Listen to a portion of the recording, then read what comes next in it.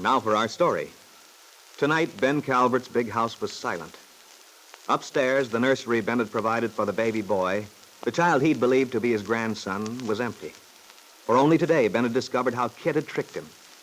Just a few hours ago, the baby had been given to his true mother, Lisa Fenner.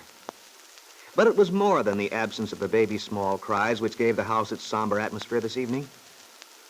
In his study, with the blinds drawn against the curious eyes of the townspeople, the room lit dimly by a single lamp, Ben sat brooding, alone.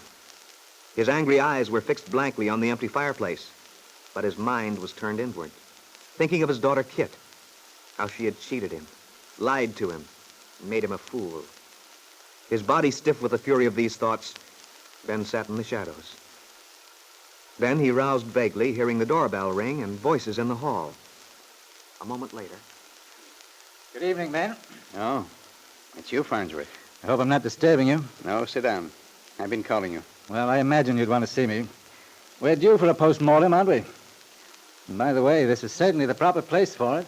All this gloom. What do you expect? A celebration? Well, hardly.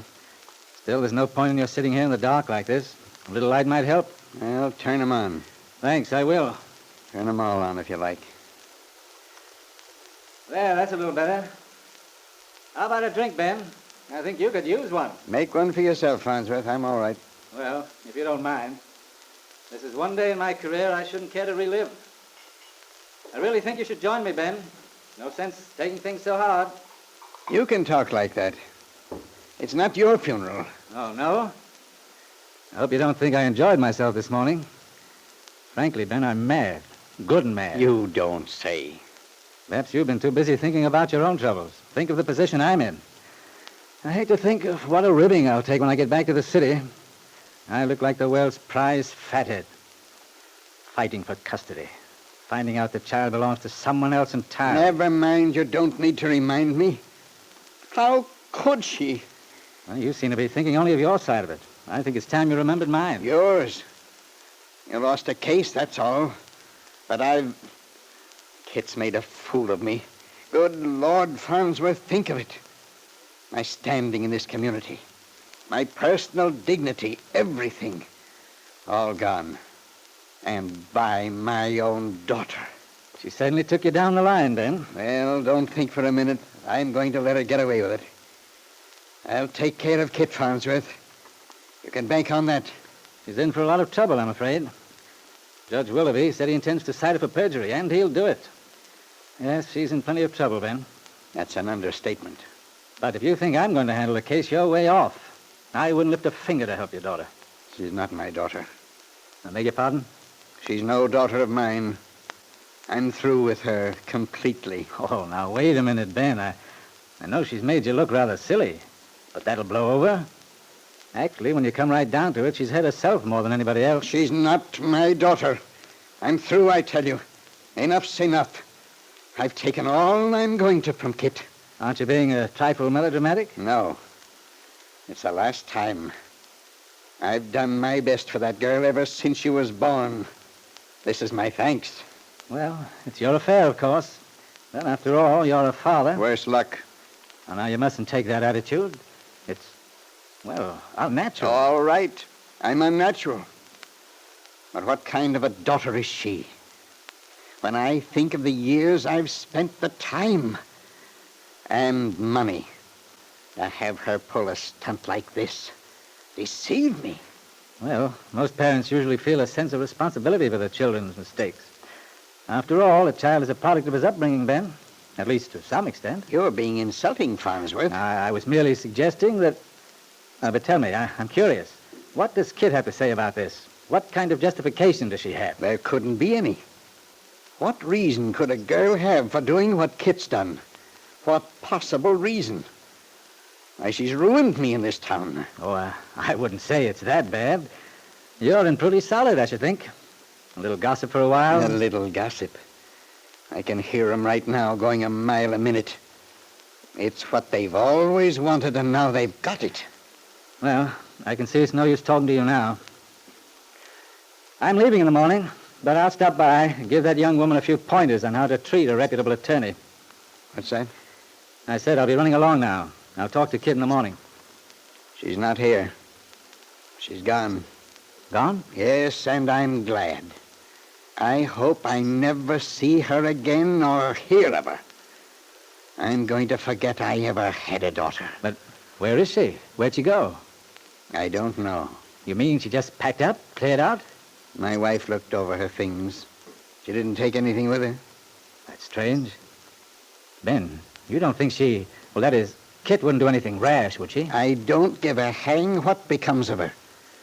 But wherever she is, I hope she has enough conscience left to be suffering some of the torture for what she's done to me. And a few hours later, in an auto court on the highway which led south, Kitt Calvert lay across the bed, her face alternately in light and shadow as a neon sign flashed on and off outside the window. On and off. On and off, with a monotonous repetition which matches her thoughts. This dreary place. The wind. Perhaps I should go on. Oh, what difference does it make where I am?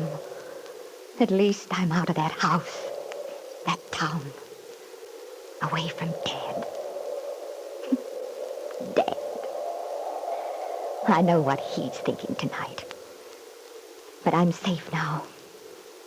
He'll never find me. I have money. I don't have to go back there, ever. Well, Lisa won after all. And it's Dad's fault.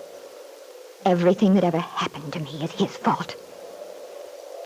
But he'll go on, tearing people apart, taking what he wants. And I'm here. Nobody to turn to. There's no one. Not a single person who cares what happens to me. Why should it be I? Why do I have to pay? It's Dad's doing. Everything. That sign. Why don't they shut it off? It's like water dripping. A window banging. On and off. On and off. How crazy if it doesn't stop. If I could only sleep. Forget. But I can't. I see all their faces. Little Peggy Douglas. Where you've got Bill now, Peggy. And Lisa with the baby. Everyone happy.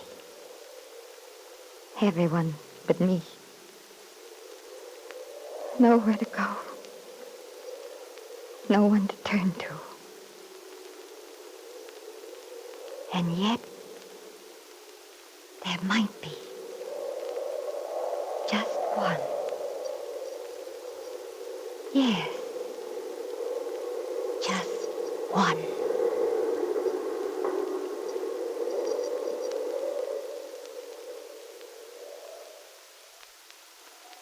Yes, Kitt. Perhaps for the first time in your life, you sense how utterly alone your own selfishness has made you. But I wonder if you've learned that you can't play the game the way you've been playing it and win. Because already in your mind, you found an excuse to justify yourself. Your father. But no matter how he may have failed you, Kitt, a great deal of guilt is still your own. A guilt for which you may yet pay in full.